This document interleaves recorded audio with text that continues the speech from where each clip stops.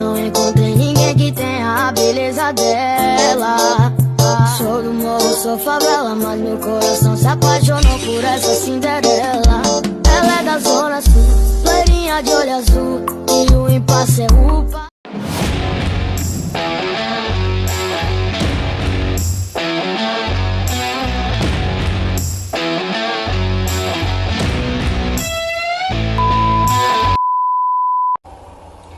Baik, di sini saya akan menjelaskan mengenai poin pertama, yaitu definisi dan keterkaitan antara manajemen dan sumber daya manusia atau SDM. Yang pertama yaitu definisi MSDM. MSDM adalah suatu proses menangani berbagai masalah pada ruang lingkup karyawan, pegawai, buruh, manajer, dan tenaga kerja lainnya untuk dapat menunjang aktivitas organisasi atau perusahaan demi mencapai tujuan yang telah ditentukan. Di mana bagian ini biasanya ditangani oleh Departemen Human Research atau HR.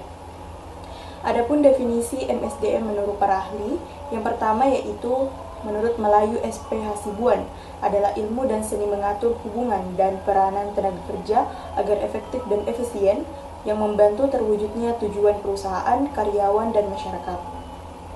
Yang kedua, menurut Gary Delser, yaitu MSDM adalah kebijakan dan praktik yang menentukan aspek manusia dalam posisi manajemen, termasuk perekrutan, penyaringan, pelatihan, pengupahan, dan penilaian.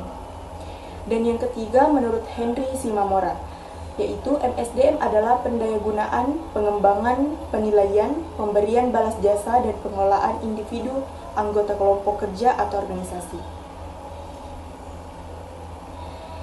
Yang kedua yaitu keterkaitan antara manajemen dan sumber daya manusia atau SDM. Jadi, dalam tatanan organisasi, hubungan antara manajemen dan sumber daya manusia atau SDM bersifat integratif dan saling memengaruhi atau interdependen. Manajemen berperan sebagai kerangka sistematik, sedangkan SDM berfungsi sebagai determinan utama dalam operasionalisasi sistem tersebut. Yang pertama yaitu SDM sebagai pelaksana fungsi manajerial, di mana seluruh fungsi manajemen yang meliputi perencanaan, pengorganisasian, pengarahan, dan pengendalian merupakan aktivitas kognitif dan perilaku yang hanya dapat diaktualisasikan oleh manusia. Yang kedua yaitu implementasi strategi organisasi, di mana manajemen merumuskan visi, misi, dan strategi jangka panjang, namun efektivitas implementasi strategi tersebut sepenuhnya bergantung pada kompetensi, kapabilitas, dan komitmen SDM. Dan yang ketiga yaitu optimalisasi struktur organisasi. Manajemen menyediakan struktur dan pembagian kerja, sementara fungsi SDM memastikan penempatan personil dilakukan berdasarkan analisis jabatan dan kesesuaian kompetensi. Dan yang keempat yaitu pencapaian efektivitas dan efisiensi, di mana keterkaitan ini bermuara pada produktivitas. Manajemen menetapkan standar operasional dan indikator kinerja, sedangkan SDM memberikan kontribusi tenaga dan pemikiran untuk mencapai standar tersebut. Jadi, tanpa manajemen yang terstruktur, potensi SDM akan tidak terarah. Sebaliknya, SDM yang kompeten, sistem manajemen akan mengalami stagnasi. Adapun B, tantangan utama yang dihadapi manajemen dalam mengelola produktivitas sumber daya manusia. Dalam dinamika organisasi modern, manajemen menghadapi berbagai hambatan kompleks yang mempengaruhi efektivitas dan hasil kerja karyawan. Berikut adalah tantangan-tantangan fundamentalnya. Yang pertama yaitu transformasi digital dan kesenjangan keterampilan atau skill gap, yaitu pesatnya perkembangan teknologi menuntut sumber daya manusia untuk terus beradaptasi. Tantangan utama bagi manajemen adalah memastikan tenaga kerja memiliki literasi digital yang memadai. Munculnya kesenjangan antara kebutuhan industri dengan kompetensi nyata karyawan seringkali menjadi penghambat produktivitas yang signifikan. 2. Perubahan pola kerja atau hybrid enrollment work, yaitu pasca transformasi pola kerja global. Manajemen dihadapkan pada tantangan pengawasan dan koordinasi, mengelola produktivitas tim yang bekerja dari lokasi berbeda, memerlukan sistem pemantauan berbasis hasil atau result oriented, dan infrastruktur komunikasi yang kuat agar kolaborasi tetap terjaga tanpa mengurangi disiplin kerja.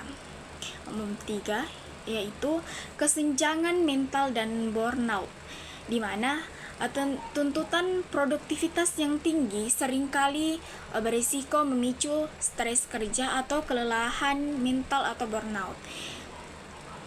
Manajemen ditantang untuk menciptakan keseimbangan antara pencapaian target organisasi dengan pemeliharaan kesehatan mental karyawan. Produktivitas yang berkelanjutan hanya dapat dicapai jika lingkungan kerja mendukung kesejahteraan psikologis individu.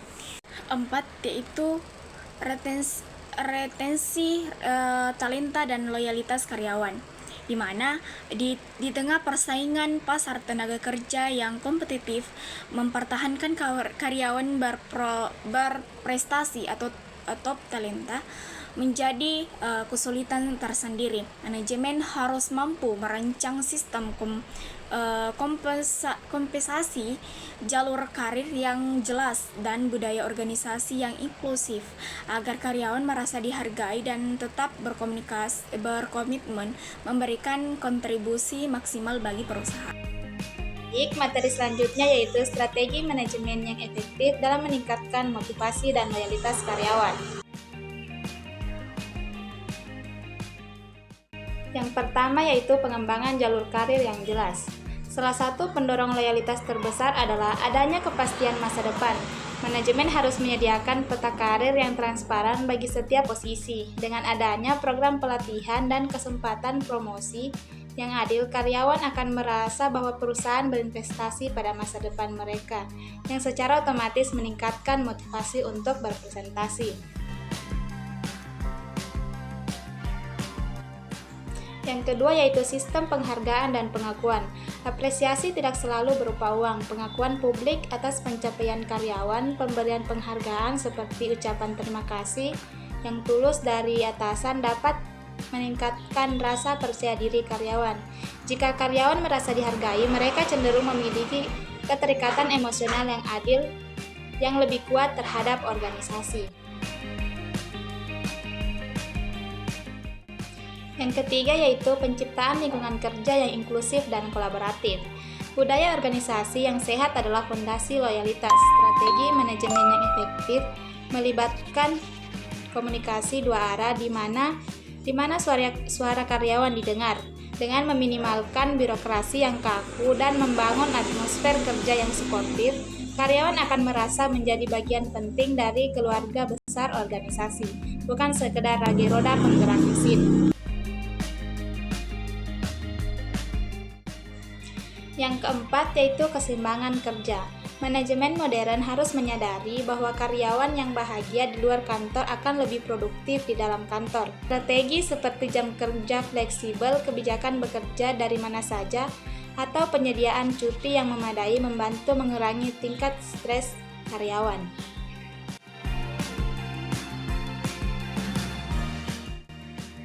Yang terakhir yaitu kepemimpinan yang empatik dan transparan.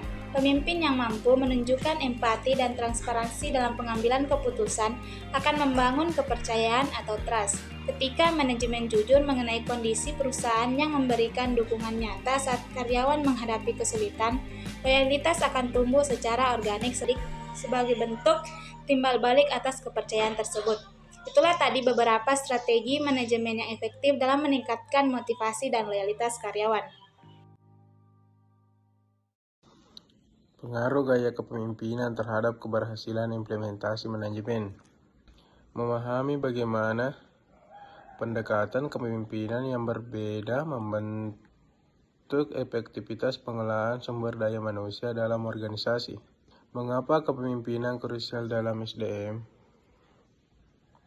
Kepemimpinan bukan sekedar jabatan, ia adalah motor penggerak budaya organisasi. Gaya seseorang pemimpin menentukan bagaimana kebijakan SDM dirancang, dikomunikasikan, dan diimplementasikan. Yang pertama, arah strategis. Pemimpin menetapkan visi SDM yang selaras dengan tujuan organisasi. Yang kedua, motivasi tim. Gaya kepemimpinan mempengaruhi keterlibatan dan produktivitas karyawan. Yang ketiga, keberhasilan program. Implementasi SDM yang efektif bergantung pada dukungan dan konsistensi pemimpin. 3 gaya kepemimpinan utama. Memilih gaya yang tepat. Setiap gaya memiliki konteks penerapannya yang berbeda.